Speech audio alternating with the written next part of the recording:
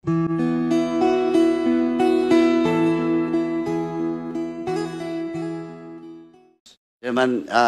anyway, naunahan lang ako ni Chairman Akop.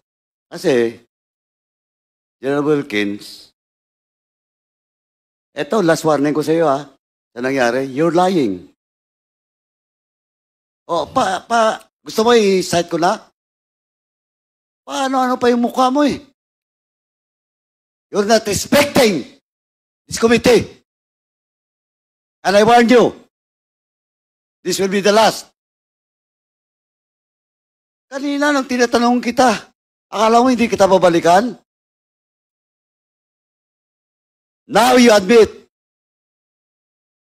that it's all about your command responsibility. Well, in fact, magtuturuan na, aserto, dinideny mo. Of course, your words against the words of aserto. Now, eto si Jed. Did you really interrogate personally, Jed Hilapel? Yun nga, Mr. Chair, hindi ko kasi maalala na kinausap ko siya. Basta ang alam ko, nasa opisina siya, Mr. Chair. Ayun And yung I problema. don't lie, Mr. Chair. You're not lying, you lie. Just a few minutes ago. Sa harap ko. Sinabi mo na delegated, that authority was delegated to your personnel. Yes, Mr. Chair. Nung tinanong ka ni Chairman Akop, inamin mo. Question of command responsibility. Are you not lying?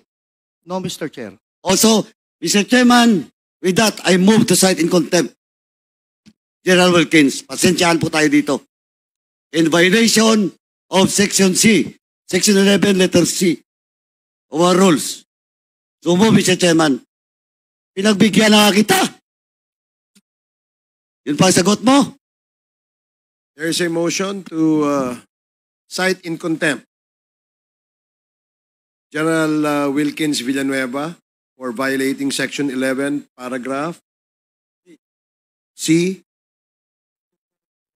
refusal to answer relevant questions from the committee. This was duly seconded.